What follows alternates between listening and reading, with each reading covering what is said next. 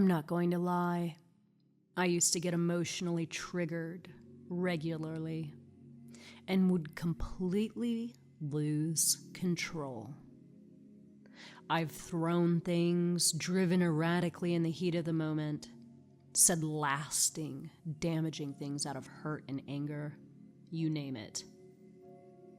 On any given day, I still experience a range of emotions, even after stabilizing my emotional state with Reality Transurfing. Before Reality Transurfing, however, I was at the whim and mercy of my emotional triggers, moment to moment. It was bad.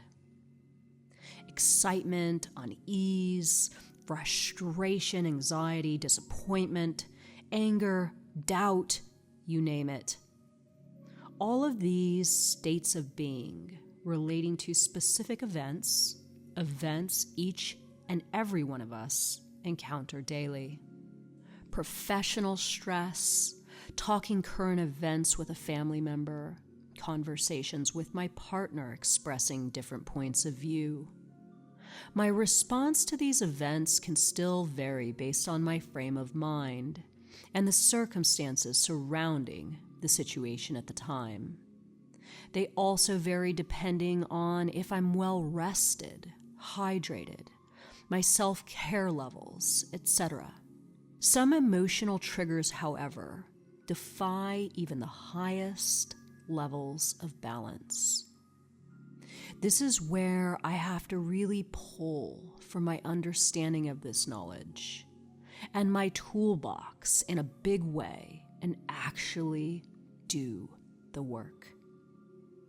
In these moments, it's about full mental awareness, identifying exactly what I am experiencing quickly and doing what I need to do to deviate from the script that has been initiated. I see myself and I see my reality. We all have varying emotional triggers, but the solution is exactly the same for all of us. This is identifying what is triggering you over time and flagging what is triggering this emotional state. Reminders of unwanted memories, uncomfortable topics, another person's words or actions, your own behaviors. This is what can trigger me.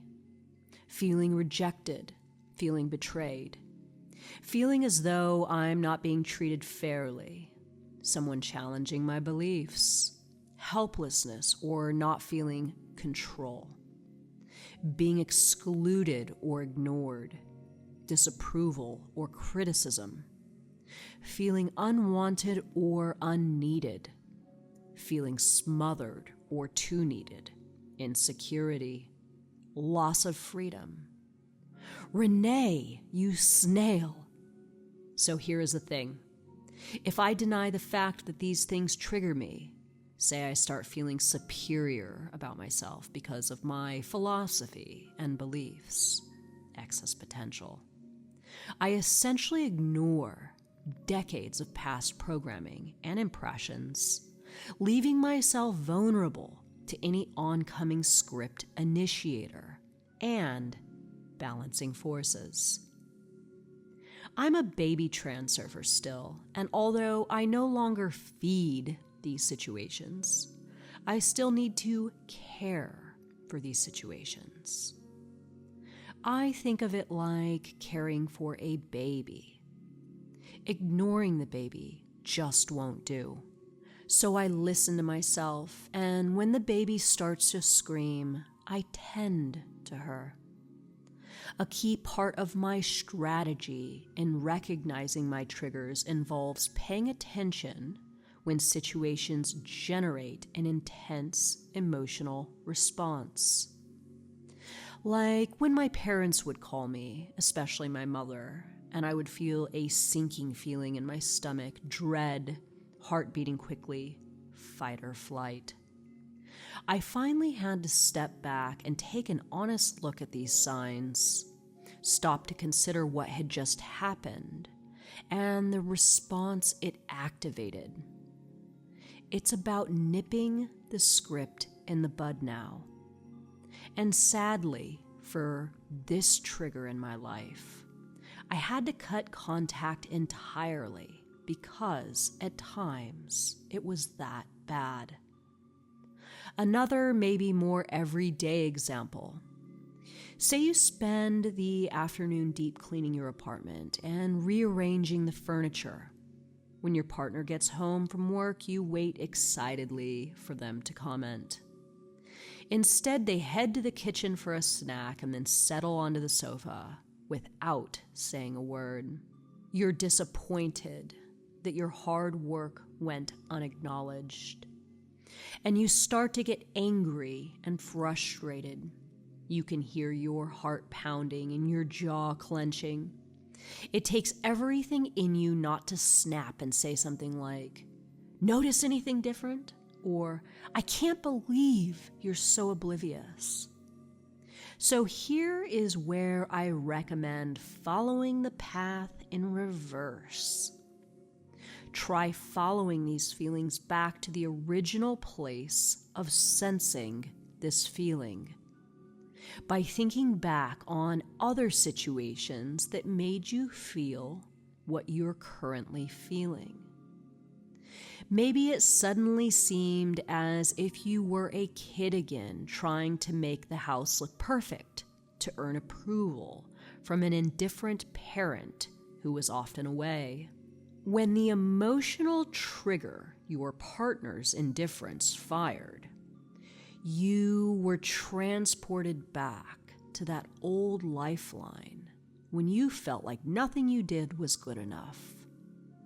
Sometimes this connection isn't quite as clear, so you may have to do a little bit more digging. When strong emotions come up, don't try to ignore them or fight back. Instead, approach them with curiosity to get more insight on what may have triggered them. Do any patterns stand out? For example, relationship discussions might bring up envy and frustration related to your fear of being alone. Here is the fun part. It all has to do with elevated importance levels. Now you just have this elevated importance programmed in, and it gets triggered. Super fun, right? But you can undo this past programming with a little time and attention. Cue in managing importance levels in the moment. Once you've identified your emotional triggers, you might think, well, that's easy. All I have to do is avoid those situations. It's not really that simple, though. You can't avoid or escape from every difficult situation life throws at you. And it's pretty much a guarantee that this stuff will come up. In other words, you're better off scrapping the escapism and preparing yourself to deal with any triggers that might pop off by fine-tuning your importance detection device. Here are a few pointers to help you respond. 1. Accept your emotions and own your importance levels. Firstly, remind yourself that it is totally normal to feel whatever you're feeling in the moment. Sad, angry, afraid, mad. Triggers can evoke plenty of emotions, and that's normal. But before you can begin working through those emotions, you have to accept them. Denying or ignoring what you feel generally only makes it worse over time. It's your importance levels that need to be tended to, not your emotions. Emotions normal, importance levels need adjustments. 2. Give yourself some space. Physically leaving can help you avoid emotional overwhelm. If you can, excuse yourself to take a short break. This can help you avoid an instinctive reaction you might regret later. Check it before you wreck it. Sometimes stepping out of the script, even just for a brief moment, can diffuse it. Re-enter with a clear mind. 3. Think objectively.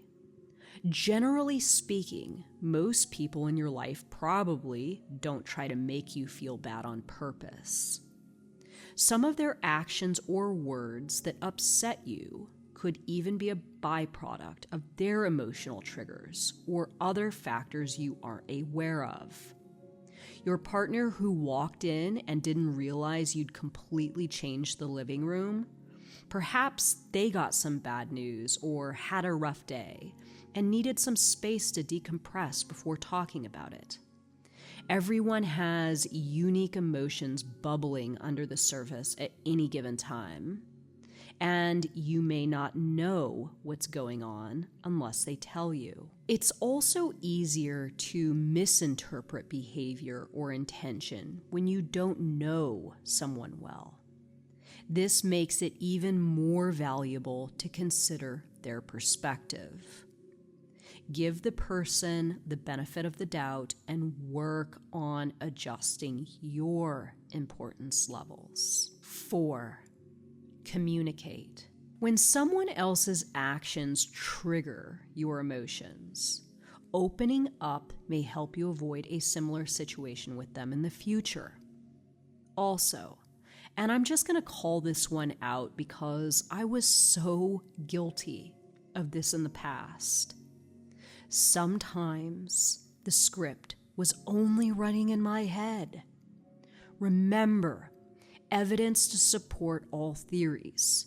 If you choose a theory, you'll find plenty of evidence to support that theory, even if the theory solely exists in your mind. Remember a time when you got triggered, only to realize that the other person had absolutely no clue as to what was going on and why.